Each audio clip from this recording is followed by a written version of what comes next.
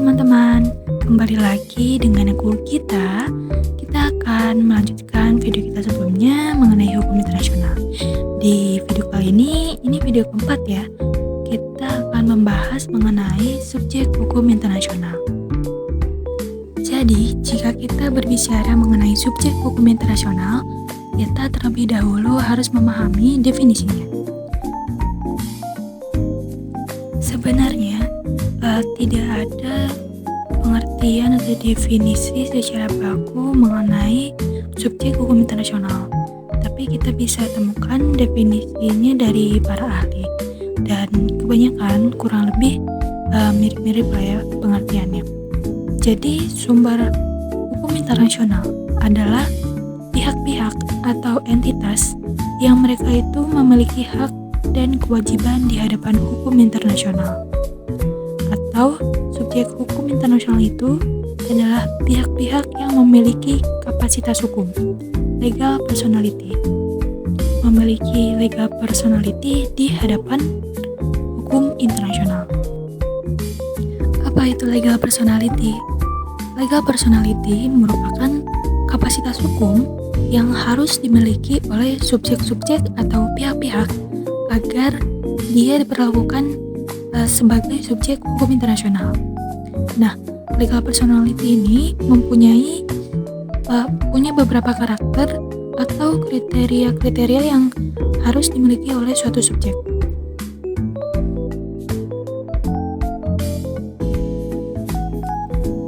Kriteria yang pertama itu bisa membuat perjanjian internasional. Kedua, dapat mengajukan kasus di pengadilan internasional atau dapat dikasuskan di pengadilan internasional. Yang ketiga, memiliki imunitas. Dan yang keempat, dapat berpartisipasi di organisasi internasional.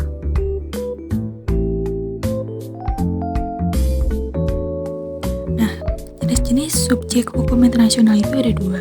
Jadi ada negara dan non-negara.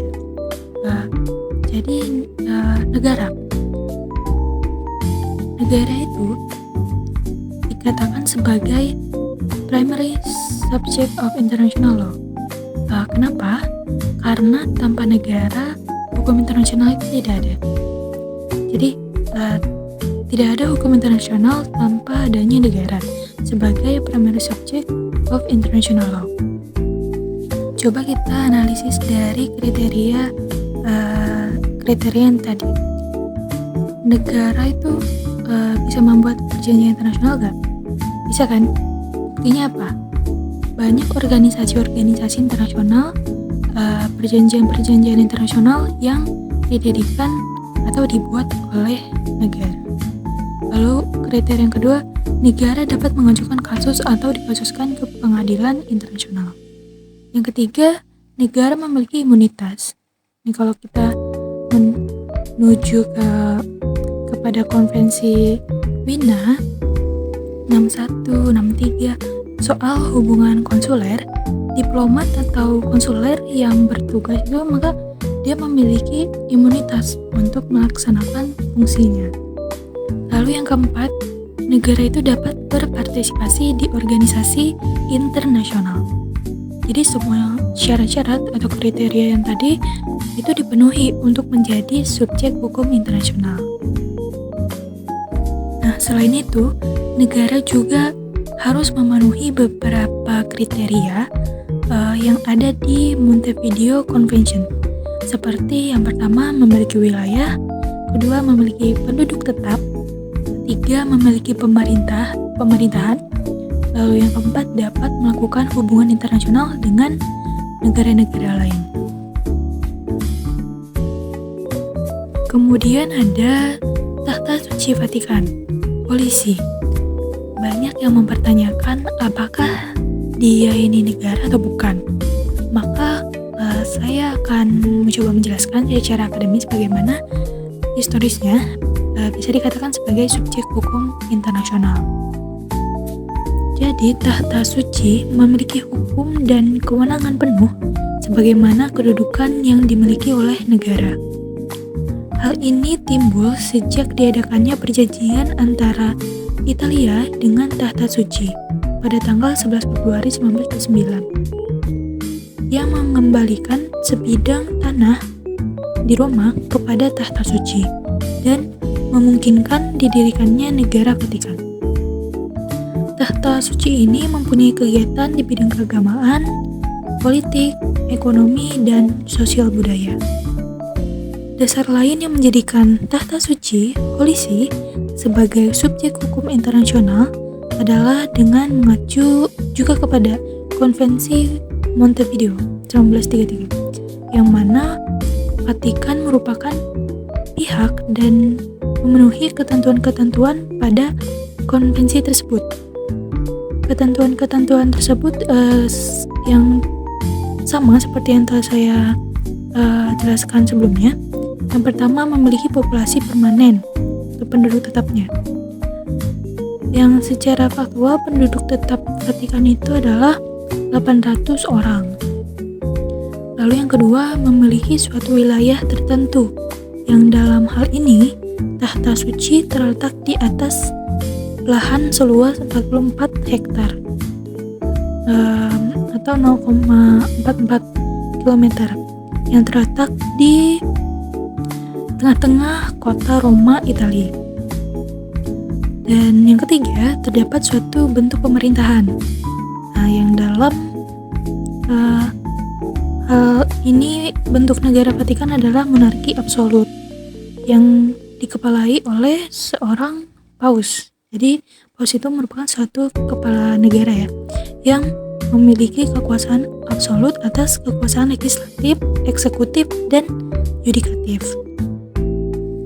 Lalu yang keempat, serta memiliki kapasitas untuk terlibat dalam hubungan internasional dengan negara lain. Dalam hal ini Vatikan itu memiliki perjanjian-perjanjian internasional seperti The International Convention on the Elimination of All Form of Racial Discrimination dan juga Vienna Convention on Diplomatic Relations. Selain itu, Vatikan juga adalah anggota pada organisasi-organisasi internasional seperti World Organization of Intellectual Properties WOIP dan UNESCO. Nah, Vatikan juga memiliki hubungan diplomatik dengan negara-negara di dunia. Sebagai contoh juga Indonesia ini memiliki perwakilan diplomatik secara khusus untuk Vatikan. Begitu juga sebaliknya. Nah, dengan demikian Tahta Suci telah diakui sebagai subjek hukum internasional.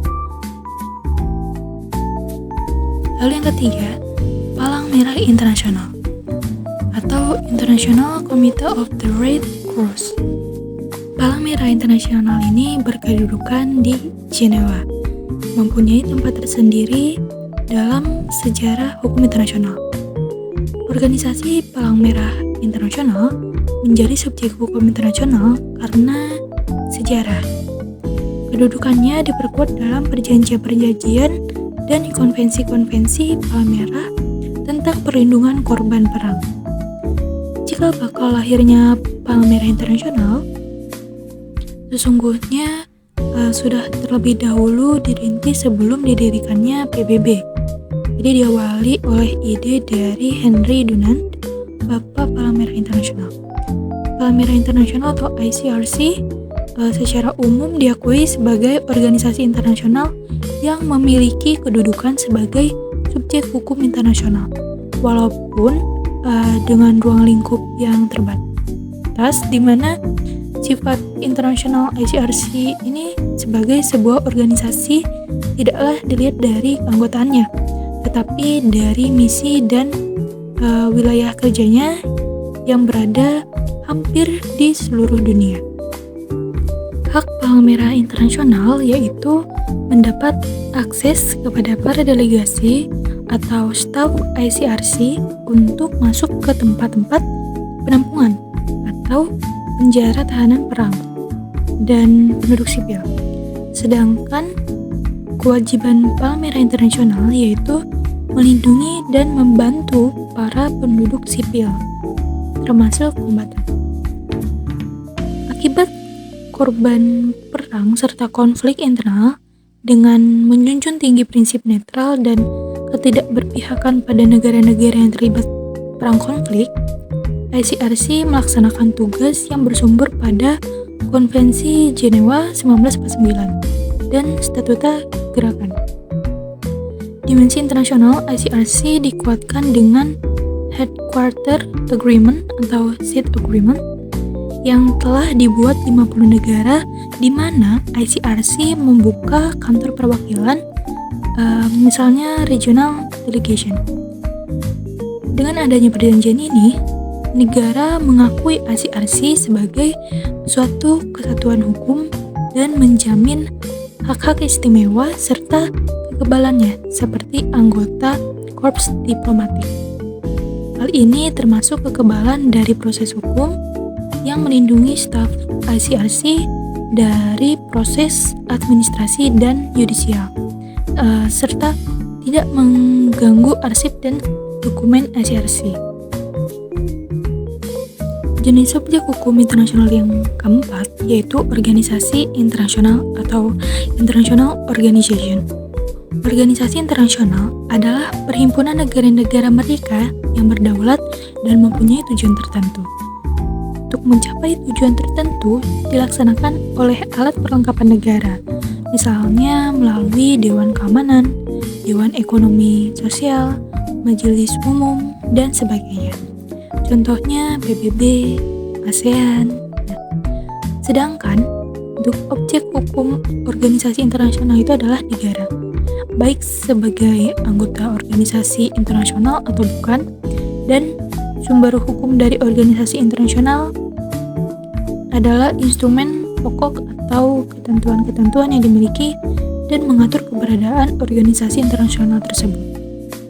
Organisasi internasional sebagai wadah kerjasama antar negara memiliki kedudukan, fungsi, dan kekuasaan hukum, dalam arti bahwa organisasi internasional yang memiliki personalitas hukum dalam hukum internasional yang pada hakikatnya dapat menciptakan berbagai hak dan kewajiban seperti kemampuan untuk membuat perjanjian internasional, untuk menikmati keistimewaan dan kekebalan diplomatik, hak locus standi secara terbatas di mahkamah internasional, terus kemampuan untuk mengajukan tuntutan, serta adanya kewajiban dalam arti adanya tanggung jawab dari organisasi internasional untuk tindakan-tindakan yang dianggap tidak sah yang ditetapkan dalam konvensi-konvensi internasional, bisa juga konstitusi, piagam, ataupun pasal-pasal persetujuan yang melahirkannya. Yang kelima ada individu. Pertumbuhan dan perkembangan kaidah-kaidah hukum internasional yang memberikan hak dan membebani kewajiban serta tanggung jawab secara langsung kepada individu semakin bertambah pesat, terutama setelah Perang Dunia II. Lahirnya Deklarasi Universal tentang Hak Asasi Manusia atau Universal Declaration of Human Rights pada tanggal 10 Desember 1948 diikuti dengan lahirnya beberapa konvensi-konvensi hak asasi manusia di berbagai kawasan, dan hal ini semakin mengukuhkan eksistensi individu sebagai subjek hukum internasional yang mandiri.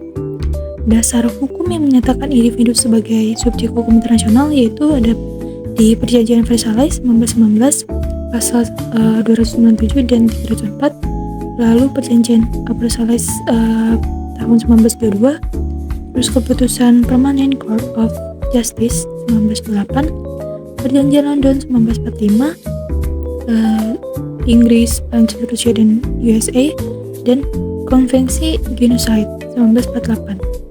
Individu sebagai subjek hukum internasional mempunyai hak dan kewajiban atau kedudukan tersendiri, walaupun hanya dalam pengertian yang terbatas.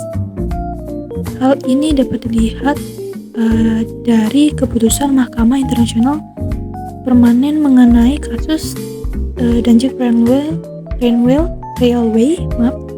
Official Case. Dalam kasus ini diputuskan bahwa apabila suatu perjanjian internasional memberikan hak tertentu kepada perorangan, maka hak itu harus diakui dan mempunyai kekuatan hukum dalam hukum internasional, atau harus diakui oleh suatu badan peradilan internasional. Penerapan yang lain terhadap individu yang dianggap sebagai subjek hukum internasional adalah dalam kasus penuntutan penjahat-penjahat perang di Mahkamah Konstitusi yang khusus diadakan oleh negara-negara sekutu yang memang dalam peperangan. Hal ini diputuskan oleh Mahkamah Penjahat Perang yang dilakukan di Namur dan Tokyo, dan selanjutnya diikuti dalam Mahkamah Eropa tentang hak asasi manusia yang menjamin hak individu yang diberikan oleh Konvensi Eropa tersebut. Dalam konvensi ini disebutkan bahwa individu dapat mengajukan negaranya sendiri kepada Mahkamah Eropa melalui negaranya ataupun Komisi Eropa.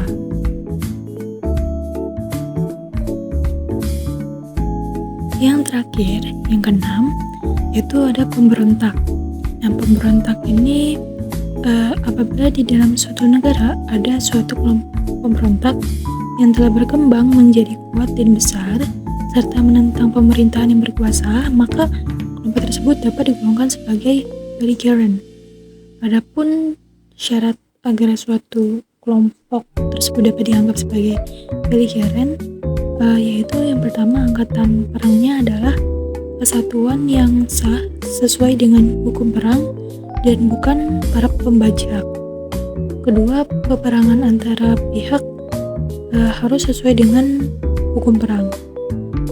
Yang ketiga, kapal-kapal perang adalah kapal-kapal perang yang sah dan bukan bajak laut.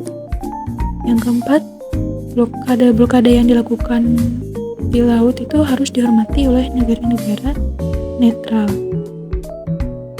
Yang kelima, harus menguasai beberapa wilayah dalam suatu negara. Keenam, menjalankan pemerintahan yang teratur sebagai tandingan terhadap pemerintah yang berkuasa. Yang ketujuh, bersedia melindungi warga negara asing dan harta bendanya.